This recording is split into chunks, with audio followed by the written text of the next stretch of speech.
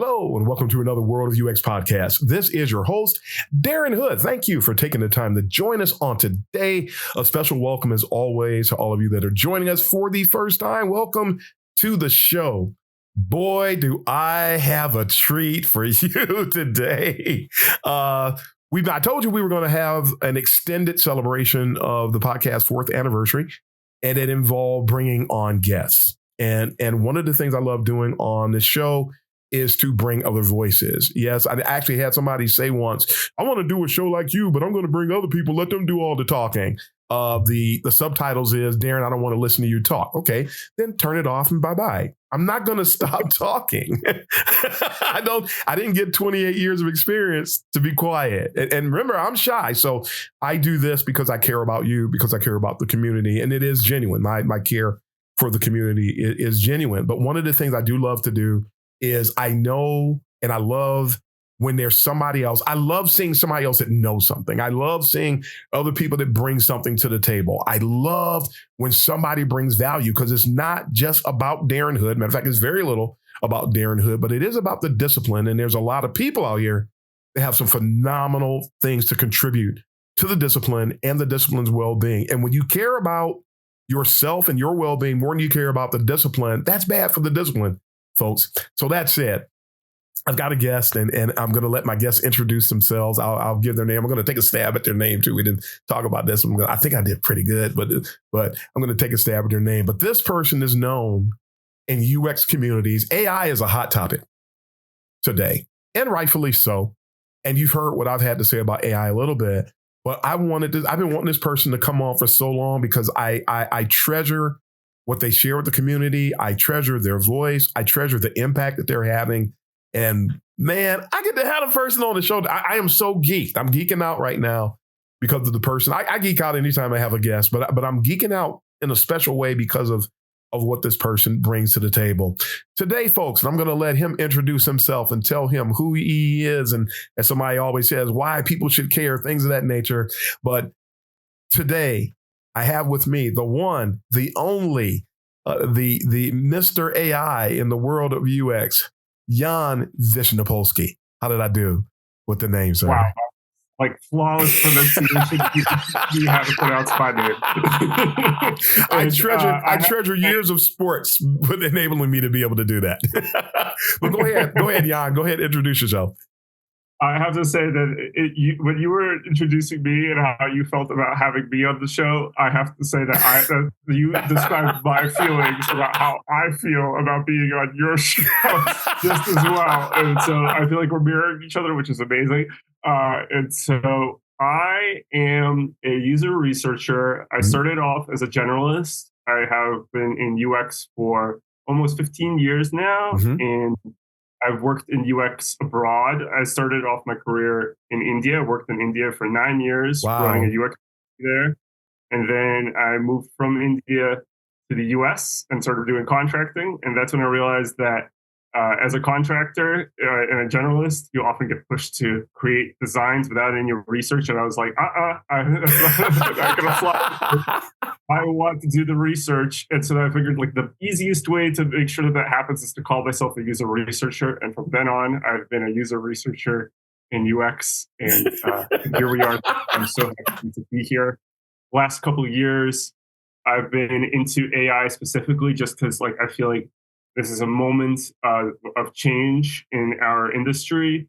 And it's important to keep up with the changes. I try to keep it even hand when it comes to AI, not to be too much praising it, but also not too critical, and just like look at both the positives and the negatives. And that's how I approach the subject. Yep, wonderful academic approach, which more of us should do. I think we talked about that recently too. So Yan, you thanks again for being here today. I just got to say that again now. So the people have heard who you are. You just mentioned how long you've been in UX. But tell us, how did you actually, I always ask my guests, how did you get into UX? Everybody's story is different, pretty much. How did you, what was your light bulb moment? What triggered you? Okay, so I graduated in 2008. And I graduated with a degree in criminal justice. And so at the time, like I come from a Russian ethnic background, Mm-hmm. and at the time I wanted to crack down on the Russian mob, and I thought that me speaking Russian would help do that. And then 2008 happened. FBI did not hire anybody, and so I waited for a year because I was passionate about that. Still did not hire anybody, and then I was like, okay, I need to figure out something else to do. My whole family, being stereotypical Soviet immigrants, they're Mm-hmm. all into tech. And so I was like, let me see if I'm any good at that. And so I cracked open my dad's technology books and I just started reading through them. So I was going through the books. My dad saw that there was a future in this for me. And so I started looking at job openings at the time. And just like this downturn, all downturns are kind of similar. And I thought, well, I'm going to have to, if I'm going to get a job in tech, I'm going to have to take an out of the box approach. And so at the time, the boogeyman was outsourcing, kind of like the boogeyman. And so I was like, well, if the boogeyman is real, then maybe I should outsource myself. Let's take the thing that scares us and use it to our advantage. Mm-hmm. And so all the jobs were going to India. And so I started looking for jobs in India in tech. And the first place that I applied to, they loved that line of thinking so much that they immediately like fast tracked me through the interview process and gave me a job. I thought that they would hire me to work in the United States to help expand their US market, but actually they had me move to India, which was a big shock to me. Wow. And I'm neurodivergent. It's another thing about me. And so, like, for me, it was like something that was a big change. And so I was at first uncomfortable with it. But then I realized, like, this is absolutely amazing. Like, the exposure to a different culture that I'm used to was so good for me. And when the training period came up and they wanted to send me back, so in India, it's not unusual for companies to actually train you when you're new to the career. Mm-hmm. They wanted to send me back to the United States after 6 months. And I said, no, please let me stay. This is just such a good, healthy experience for me. Please let me stay. And they were surprised by that. I was their first American employee who they had done this with. But they said, yeah, sure, we'll let you stay. I ended up staying and working for them for 2 years as a business analyst. Mm-hmm. The thing that and this is what brings me to UX. The thing that I saw as a business analyst was that business analysts at that time, at least in India, I don't know if this is true everywhere, but in my experience in India, business analysts did not talk to users. And we talked to everyone else. We talked to developers. We talked to all the stakeholders, the cross-functional teams, the whole 9 yards. But we did not talk to the users. And I was like, why? Why don't we talk to the users? And for me, it came back to impact. Like one of the reasons why I wanted to be like in criminal justice back at the time, why I got studied that was because like I thought that I wanted to make an impact. And so like not talking to the users, the impact was missing. And I thought that like if I could just do that, I could get that emotional satisfaction from my job that I would have gotten from my other career. And so I approached the owners of the company with that, the agency, and they were surprisingly very supportive. And they said, okay, you know what? We will help. This is a great idea. It didn't seem like in retrospect that they had heard of UX at the time either, but they said, this is a great idea. We will help you launch your own agency where you actually talk to users. And we will help you set you up with somebody. They introduced me to my co-founder of my agency, who became my CTO and my mentor. I had just 2 years of experience at the time, remember? So I was going into this like with like completely lack of experience, but and I was really unsure whether I even wanted to start the agency at the time because it seemed like a huge step. But my mentor at the time, he said, that don't worry, like as a business owner, you don't actually have to know much. It's the people that work for you that are the experts. Right. The approach that we adopted, and I'm so grateful that I did this, was that I hired experienced UX professionals and they taught me how to do UX. So I learned UX by running the agency and learning from the people that I hired. And I was like, it's a small company, right? Like if you ever worked with a startup, it's a small company and it's all like very hands-on. And so like if you're particularly at the beginning, like when there's also like 3 people or 5 people or whatever, so everyone has to do everything. And so like I didn't have the luxury, even if I wanted to, which I didn't, but if I didn't have the luxury of sitting back and not doing the work hands-on, I had to be alongside the team working with them on the UX stuff. And so that made me even more like hands-on and nitty-gritty with UX. And I realized then and ever since that this is what I was always meant to do. Like I just UX is like not just my job, it's not just my career, it's like my personality. Like I'm just like this is what I'm about. That is Absolutely phenomenal. And it's funny, everybody has a story. And there's as much as even when the approaches in somebody's story and getting into UX is similar, or I just say there's just always this nuance. And that's the first time I've heard anybody say that. So people are going to get a kick out of hearing that. And there's so much, man, I want to say the way I tend to say it is time and chance. There's so much right place, right time stuff. Mine was right place, right time. Yes. For me, I was hanging around doing work for a nonprofit. I was always the technologically adept individual that would always be called upon anytime something techie came up. Because people were afraid of computers. It wasn't a norm. So anytime something happened, and that's coming out of the word processor days. Some people don't even know what a word processor is. This word processor, you mean you did Microsoft Word? No, see, they don't know. They didn't. There used to be, for those of you that don't know, there used to be machines, and that's all the machines did was word processing. That was it. It wasn't software. It was a computer, basically, that did all it did was word processing, and that's what I spent my time doing for like almost a decade before even touching anything even closely remoted to UX. But it's just funny how, and you just fall into something. You're in the right place at the right time. All the early practitioners, right place, right time. It's not until recent years that people decided, you know what? I think I want to go into UX. Oh, well, congratulations, because the rest of us didn't have that luxury. A lot of us didn't. So, and that's all fine and dandy. But yeah, I just excited. That's what a phenomenal story. Man, oh man. It just, I'm taking a moment here to sort of like digest some of that. That's just amazing stuff. And to get those kinds of opportunities and to have somebody support you. Yes. From the very beginning. Oh my goodness. How wonderful that is. Credit my first mentor, but all the mentors that I've had for like my journey. So many people that I've met in the UX community have been so kind, so supportive. Mm-hmm. It's good to be part of a community where people love to learn and to experiment and to get to know other people, to experience so many different academics for the purpose of something practical. Yep. And it's such a great experience. And then it ties in very well to being neurodivergent for me, because as a neurodivergent person, I'm very curious all the time. And this is common among people on the autistic spectrum, that we're very curious about how other people work. And so this line of thought, these questions, are always in my mind. And then when I learned that there's a profession that's actually based off of this, I was just like, wow, this is for me. This is where I need to be. Yeah. And it's funny you mentioned curiosity. That's in my EQ model, just makes me think. So I'm digressing for a moment, but I always talk about, when I'm talking about EQ, my favorite author is Adele Lynn. I know there's other people that are like seemingly higher profile, but one of the reasons I like her model is because it has 5 key tenets instead of 4. And then I ended up building on that. There are other things that, in my impression, are related to emotional intelligence. And one of them is curiosity.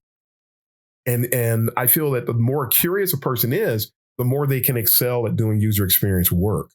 If you're in this age of the order taker, if somebody gives you an order, one of the ways you know that you're carved out for doing UX work, so to speak, is because when you get an order, you ask why.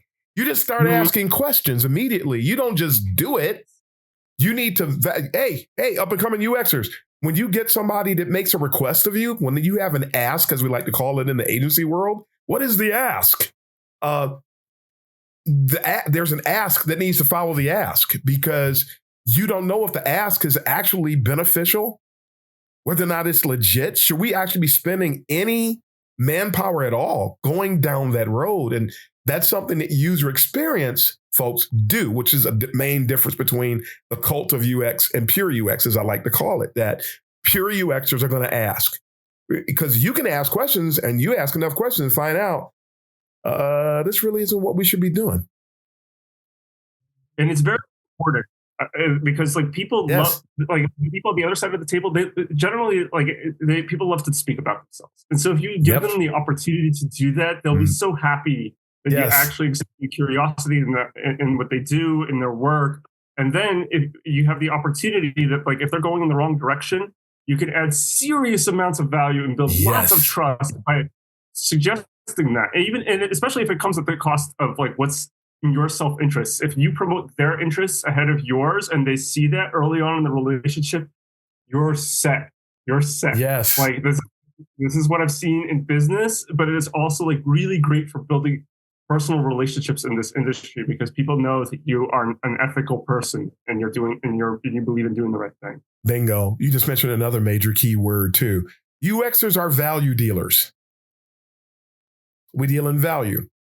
One of the reasons that a lot of people have been laid off, I know there are several contributing factors, but one of the contributing factors that comes from our side of the house that is void of external influencers is that of value. There are a lot of people who wanted to get into UX so badly that they got into UX without realizing what their role was really about.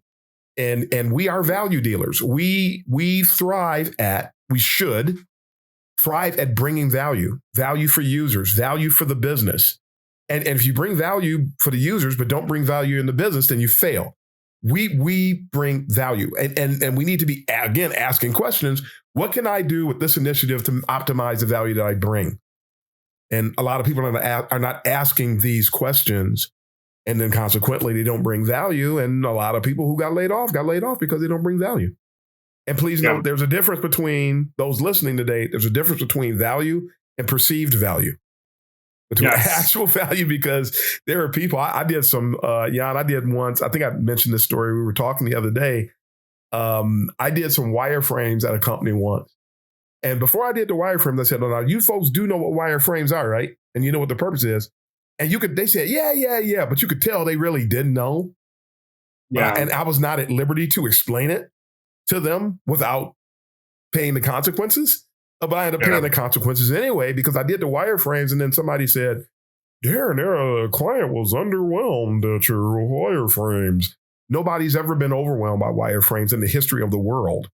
It's wireframes are established for the purpose of getting buy-in for architecture. That's absolutely it. They are the ugliest, unsexiest things in the design world, pretty much, is boxes, arrows, and grayscale stuff. It's not gonna get anywhere, but it does inform. And when you get, it's like a blueprint. I was talking to some people the other day. It's like a blueprint. So when you were some people, and these people were connected to some type of real estate initiatives. And I said, when you saw a blueprint from the architect, were you excited? And some of them sort of paused. I said, okay, let me add some color to that question. Were you more excited about the blueprint or the actual layout of your space? The layout of the space, exactly. So did you have a potluck after you saw the blueprints? Did you go out and celebrate?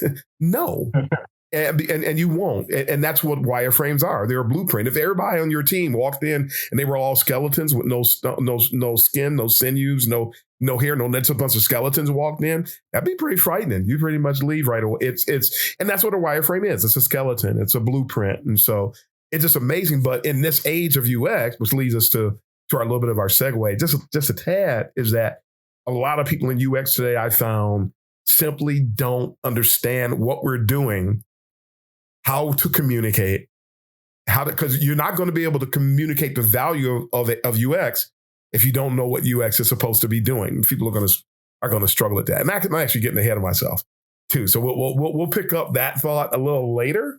We got to get back to this AI stuff that you're doing today. So let me double back. My bad. Let's double back. So you talked about what got you into UX, but as I mentioned, you have a show that you do now where you talk about AI.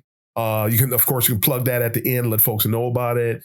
I'm saying now, if you're not connected to Yan on LinkedIn or in other places, please connect to him so you can keep up with what he's doing. But you're into UX now. What happened with it? What flipped the switch on AI? So a lot of this comes from like my parents. So my parents were part of the 100-person team that developed TCP/IP back in the day. And for people, I know, Darren, you know what that is. But, for the audience, the TCP/IP is the network structure on which the internet is based on. Yep. And so when you grow up with parents like that, like, of course it's a privileged background, but it's also a background where like I never felt, to this day, I don't feel like I've met the bar of my parents' success. And so like when I saw another moment like that happening, or I hoped it was happening, when AI is coming out, and I was like, okay, so this could be like the internet. Maybe if I have the opportunity to use UX to impact AI, I might have a similar impact to what my parents made on the internet. And if I talked to about my parents to what they did back then, they're like, no, we were not the scientists that created it. We were just engineers. It's not a big deal. But to me, they're heroes, and so I wanted to do something that's like that for UX and for tech. And so when AI came by, I was like, okay, maybe this is my shot. And so I wanted. Wow, I mean, that is awesome.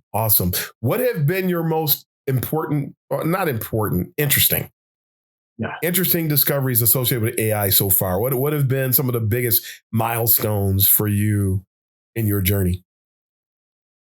As a user research manager, as I lead user research teams, these days I'm often like really focused on the culture of the cross-functional team and making sure that user research emotionally connects with the people that I'm working with, that it impacts their work, so that we're really bringing the most value out of UX as possible for their benefit. And I feel like that's what makes like UX have a good reputation in tech. But when it comes to AI, I wanted to approach it in a similar way. And so what I did was I got a job in AI on the AI industry side. Like, this is my way of like doing contextual inquiry, like shadowing. Like, I'm in it. Like, I want to really experience the AI world. And so I started working as what the AI industry calls a data annotator. And so I'm now on the AI side of the fence, and I'm seeing how the AI industry really works. And so what's really interesting is that there's some processes that are analogous. There are some processes that are different, and not necessarily different in a good way. They're different in ways that we can improve as UX professionals. They're different in ways that, like, when we talk about service design, when we talk about the structuring of AI teams and the impact that UX professionals could be making but are not yet, like, there's opportunities there. And so that's what really excites me, is that, like, there are so many ways that the UX community could lean in on what is going on in generative AI right now. But there's also like other forms of AI. Like, right now, we're very focused on generative AI. I want to bring up, there's like another area that I've worked on in my career is computer vision. Computer vision is, which is basically how computers see the world, quote unquote, see the world around us through like a camera lens. And I'm sure, Darren, you know way more about cameras than I do, but that's the analogy that I'm going with here. It's basically the interpretive aspect of how the world works. The computer vision portion of augmented reality is what makes augmented reality recognize the objects around it. So computer vision is having so many changes right now. And so AI in general, it's just like accelerating. And we could lean in on computer vision because there's a lot of improvements made there on generative AI. If you name a kind of AI, there's a lot of ways that UX can lean in. Wow. And something you mentioned, just something comes to mind as you mentioned that. We usually only hear about generative AI. Yep. We only usually hear about the impact that generative AI has on what it is that we're doing. And it makes me think that for a lot of us, I'm still green, truth be told, about AI. But I just immediately I start thinking about all the posts I see, and it's usually about generative. I'm like, I think about UX maturity. And no, we talked about this. UX maturity, after all the talking we did all these years about UX maturity, when I finally sat down and started looking at it a little bit closer, I'm going, wait a minute, we've only tapped into 20, 25%. Yes. of UX maturity's impact and applicability. Yeah. If we're only looking at generative AI for the most part, and when it's funny, somebody says a word, but unless you ask them to clarify, you don't know what they're actually speaking to. Yes. So when people say AI, when you've got over 95% of us thinking generative AI in our mind, what are we missing out on? The term AI itself is very misleading because if you break it down, artificial intelligence, is it really though? Like, what is intelligence about this, about the way that generative AI works? How do we define intelligence? If we just accept words and terms without questioning them, we're losing out on the critical thinking aspect, which makes us powerful UX professionals, and we absolutely need to do that. When I see generative AI, so to speak, I'm going with that term because now it's accepted, but like we need to question it. Like it's basically predicting the most accurate word based off of probability and statistics. And probability and statistics are not 100% accurate. If you take some time to study statistics, and I recommend people do because it's very useful. If you take a look at statistics, you know that you're not going to get the same answer every single time, and it's not always going to be the correct answer. It's just going to vary, and it could be a great thing, or it could be a bad thing. And at no point, if in predicting the next word of a sentence, does it indicate intelligence. What it does is it simulates intelligence, but it does not actually have any innate intelligence whatsoever. And so, like, I try to I know that the ship has sailed, and now it's generative AI, and there's no going back on that. But I would urge listeners today to think about that as you study AI. If you decide to dig into it further, like think about the words that are used. Think about like your personal experiences and what you've learned in your career, and what as you can add to the AI field, because each of us has something different and valuable to add. That's something. Yeah. You just remind me. I usually refer to AI as an oxymoron. Yes. Artificial intelligence is, number one, it's an oxymoron because those two words are contradictory to some extent, depending upon what's being executed. I also remind people that AI is never greater than the people who program it. Yep. And it will always be subject to any biases or anything they're trying to drill into. Because it's like when people do research, people lie. They use data to lie. A lot of people do, for example, surveys because they can. Even though you can get a degree just in writing surveys, which speaks to the level of complexity associated with surveys. But because somebody has access to SurveyMonkey, now they think they can write surveys. They have Qualtrics because the company paid for it. So now they think, no, but they don't know how to construct a survey. I mean, because people do research and they add leading questions and tasks into their research. So now the survey, I mean, as a doctoral candidate, I know that it's our job to identify how trustworthy, how reliable, and how actionable the data is. And that's the researcher's job. If researchers don't understand how to devise that or how to deduce it, what are you doing? Yeah. There's one of the greatest things that I've recently studied on this line of reasoning is ethnography. Ethnography, I feel like, is so powerful when it comes to big data, which is another thing. Like, we have these trends in tech, and like big data was like 5 years ago was like this big trend, and then people somehow forgot about it. I don't think we should forget about big data. I think it's going to be very important. But in terms of understanding how AI works, in terms of understanding how big data works, ethnography is, and in terms of user research, really, at UX, like ethnography is just such a great science to lean in on, because ethnography also talks about bias, and bias in ethnography is not something that can be eliminated. It takes like kind of like the Heisenberg's principle kind of approach, where like you will always change what you're studying just by the act of studying it. And so rather than trying to eliminate trying to eliminate bias, try to measure it, and try to understand what's there and account for it in the limitations of your research, and then always plan your next study. Yeah. And when you say that, of course, you remind me of some of my doctoral work and the concept of, which a lot of UX researchers do not understand and know about, the topic of phenomenology. That what everybody, we don't want to strip people, because every time you interview somebody, every time you conduct research with somebody, the responses are basically biased. Yes. But we want that. So you tap into the power of that and you look at it from a phenomenological perspective. This is that person's perspective. We want your perspective. Yes. And it's tapping into that and letting that person just ride the wave of their biases. That adds more power and validity to what you do. What we have to do is make sure our biases are not interjected and are not influencing the work.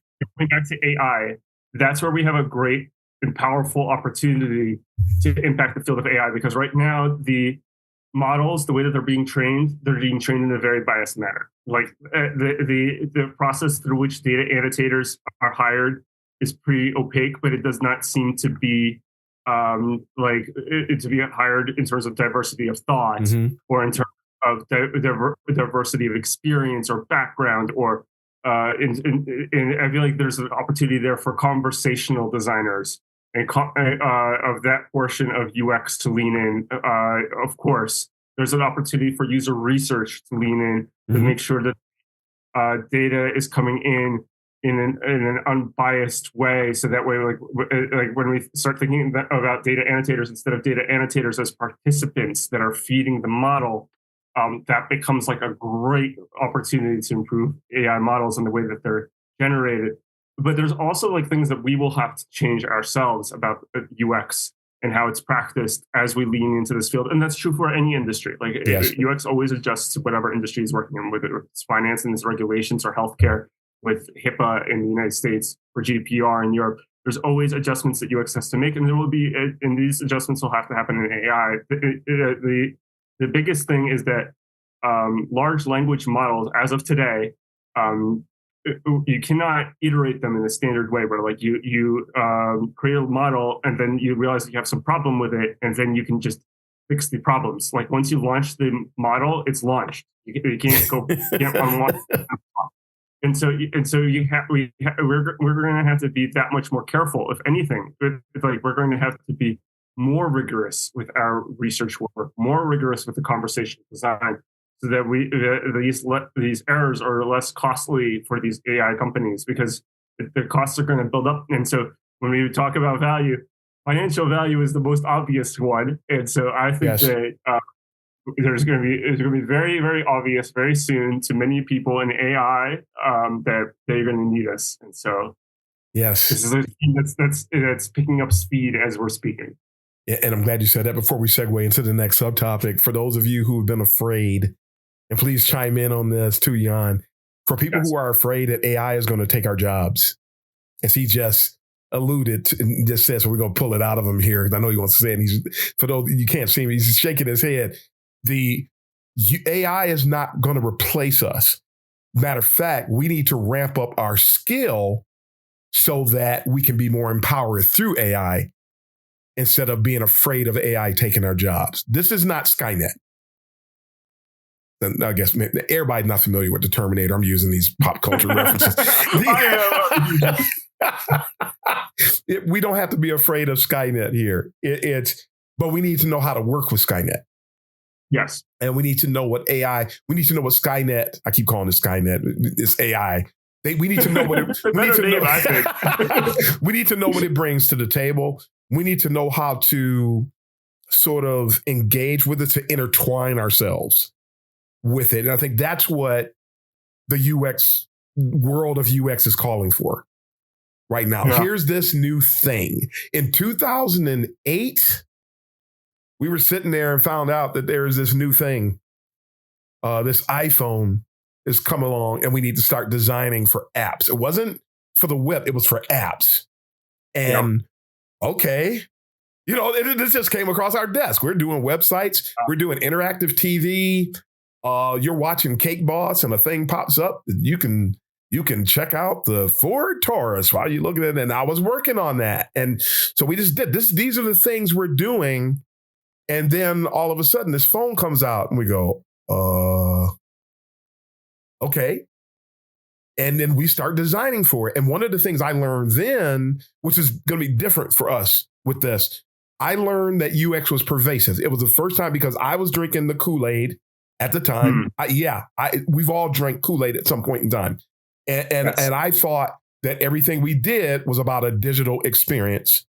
Yeah. And so, but now here's this new form factor that, with the exception of interactive TV, we didn't know. We hadn't even considered it because I worked with the emerging tech group at the agency I was with at the time.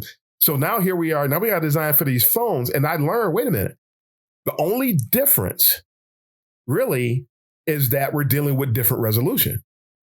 We're dealing with different dimensions. And so I learned we can apply these principles from the website to the phone. A few years later, we can take these same principles and apply them from the website and the phone to a tablet. Or we can take these same principles and try to roll out a different version of this website. So we just kept changing. With AI. It's not so much, it's not a form factor anymore. Now it's a mentality. It's another tool. As we segue into tools, it's actually another tool where a mobile phone was not a tool from that perspective. It was another place where what we deployed was being accessed. So, but now we're talking about something that can enhance, that can impact, that augments. And so now we have to rewire because we've got a tool that we didn't have before. Yes. So what are your thoughts on that? Before we get too far down this path, I just want to and I don't want to take us down a tangent, but I want to call out human factors. Go for it. Like, it doesn't have to be even digital for that matter. Like UX is literally all around us. Yes. And that's what's beautiful about it. It's like, once you get into this and really start down this path, you start seeing UX everywhere. Yes. And so I literally could not shut off the UX part of my mind at this point in my life. I love that. I love that. I was so glad when that light bulb came on for me. Mm-hmm. And I'm fortunate to have done some ergonomic work. Yeah. I sat there and studied somebody working in an auto repair shop, doing ethnographic work, studying, looking at somebody walk around the shop. How did they move around? What were they accessing? What were they doing? What tools were they using? How did they try to behave? How did they try to structure themselves while they're working on these vehicles, and ended up coming up with all these ideas. One patent that was stolen from me, one of my nightmare stories, but on helping people to optimize their operation as they were working on auto repairs. And if I looked at it and approached it from a stereotypical UX perspective, we can provide no value to this individual. But I found out because he needs a cart, he's got to roll this cart around.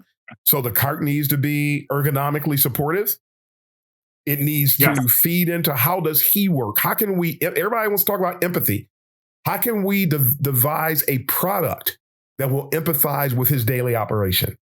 And that becomes the question. And then, so now we're not talking about a website anymore at all. We're talking about a guy that has a cart, and then he's got these tools that are used to diagnose the vehicle, which is what we were actually working on that this played into. And I helped design a docking station because, man, it's not going to help if you're using this thing throughout the day and you're not charging it while you do the work and the charge runs out.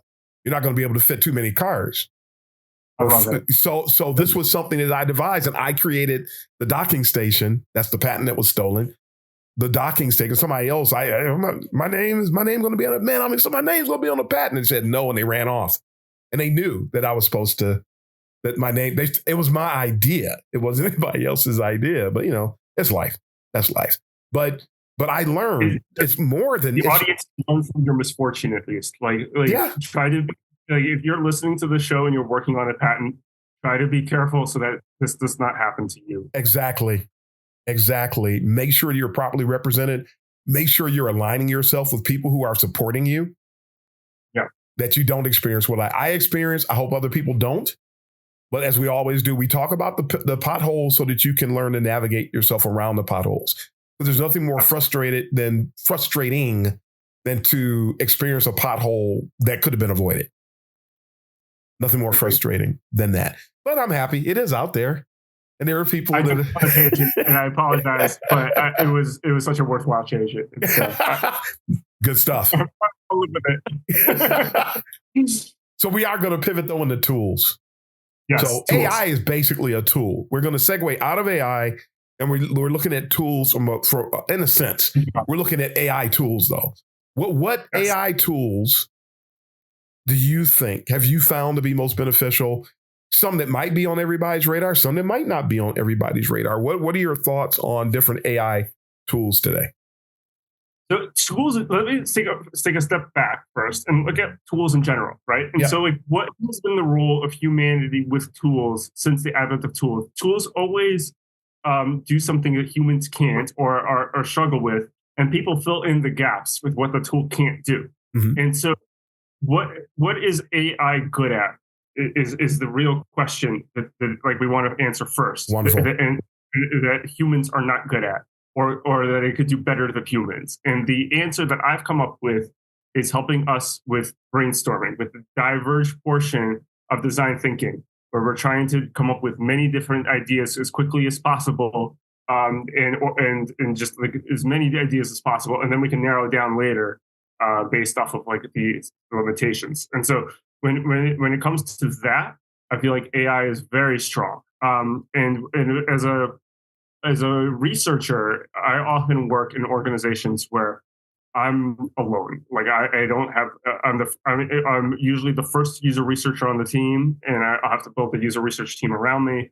Or sometimes it's going to stay that way for the foreseeable future, and I'm just going to be the sole user researcher on a UX team, and I have to just like work with that situation. And so when you're alone in any team, it's sometimes good to have someone to talk to, right? And so like you always wish to like, oh man, I wish there was another researcher. And so like this is a very common scenario, and it's not as good as another person. That's why we will never replace user researchers with AI. Like it will never capture the complexity of a human being. And each one of us listening to this show knows the journey that we individuals took and how it made us special. AI will never be able to do that. That's one reason why AI will never replace us.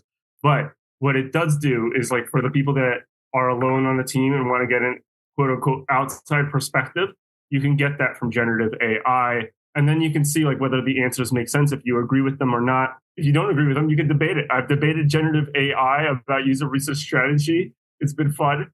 That's been great. I would caution though about like using it for things that it's not good at, because like if you're like any tool, like you're using it in a way that it's not good at, then you're probably not going to get the most out of that tool. Like a laptop makes a great screen, makes a great communication tool, makes a great computer, but if you use a laptop as a food warmer, it's probably not going to do a great job at that. And so the same logic applies to generative AI. Like right now, we're like in the AI community, we are trying to improve the way that it does numbers, the way that it calculates things, the way that it does analysis of data. But it's not there yet. And rather than using it for something that it's not good at, try to leverage its strengths. And in each of our cases that are listening to our show, I'm sure that you will hear your own thoughts about like where do you think it would fit well in your processes. Try to experiment with it. I experimented a lot with AI to get to where I'm at.